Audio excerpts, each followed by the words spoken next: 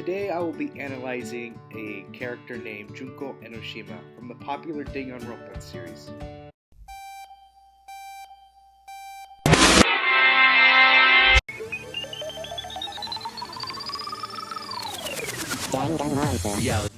First of all, what is Danganronpa? Danganronpa is a series that revolves around the main characters Naegi Makoto and Junko Enoshima and his classmates. In the first series, him and his classmates were kidnapped upon entering their first day of school and then forced to participate in a mutual killing game, in which the winner would be able to graduate from the school, Hope's Peak High. They basically have to get away with murder.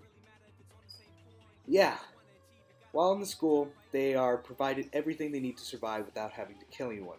However, the headmaster, the talking bear, provides incentives to kill each other. However, a plot twist in the murdering scheme, they have to actually get away with the murder. So whenever a body is discovered, everyone is given a certain amount of time to investigate the crime scene and the rest of the school, and a class trial is held. In a class trial, the classmates present evidence and attempt to figure out who the killer is. If they succeed, the perp is executed, and the rest of the classmates are able to continue their lives in the school.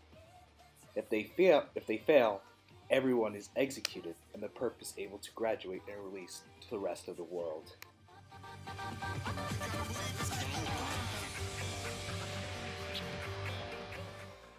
Who would force these kids into a mutual surviving killing game? Why, no one other than Junko Enoshima, of course.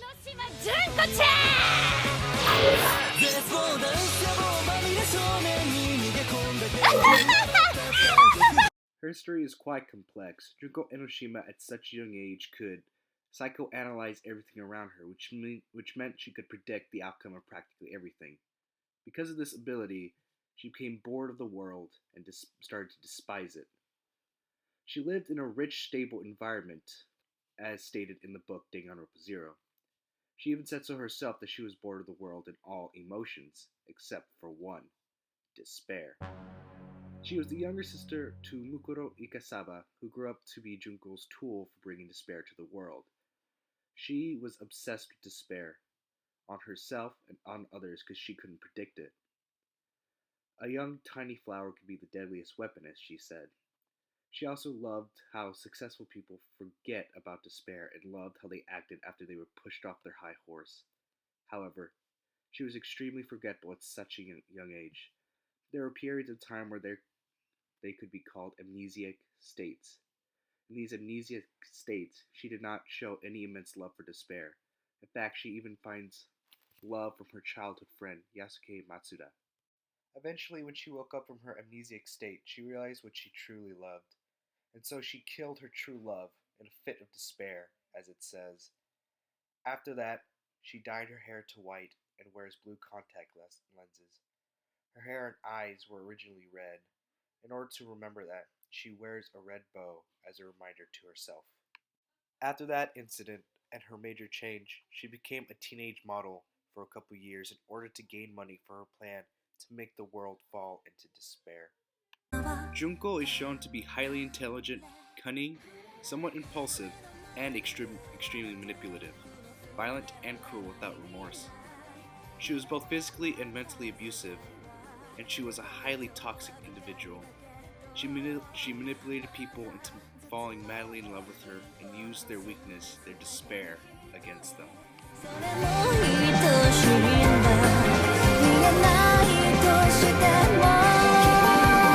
Upon my initial reaction with diagnosing Junko, I assumed that she suffered from a sort of antisocial disorder due to her lack of empathy or lack of conscience to others. According to the DSM, in her youth, she would have suffered from a severe conduct disorder.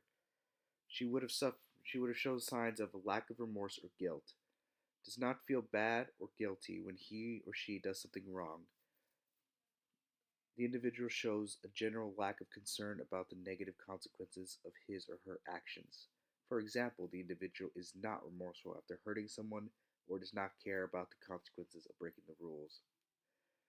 She also shows shallow or deficient affects.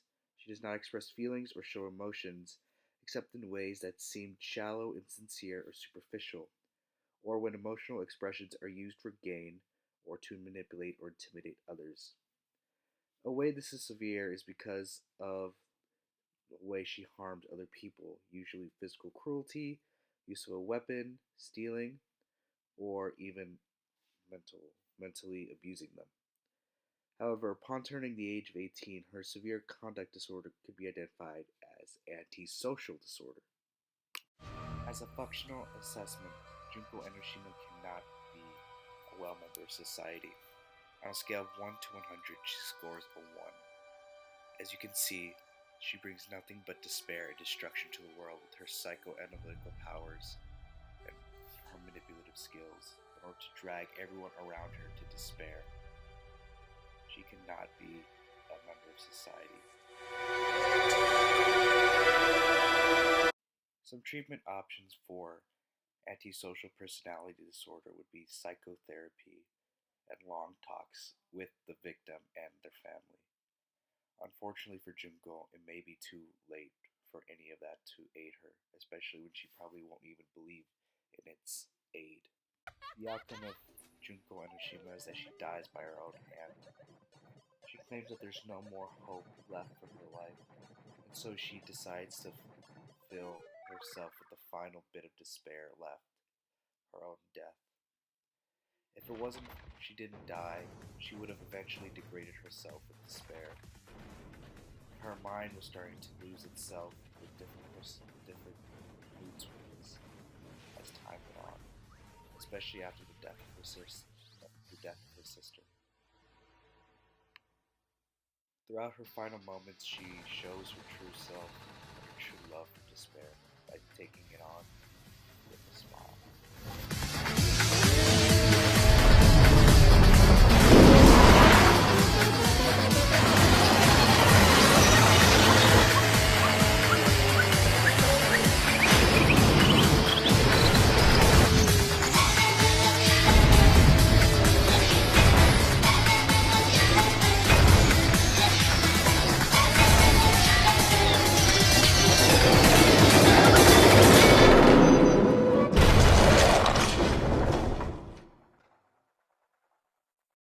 I do not believe that this show's portrayals of the different personality disorders are accurate. In fact, it seems to take these different disorders and take them to the extreme, and it seems to personify them with people as monsters. It harms the images of mental illness, but it does cause people to become more aware of mental illnesses.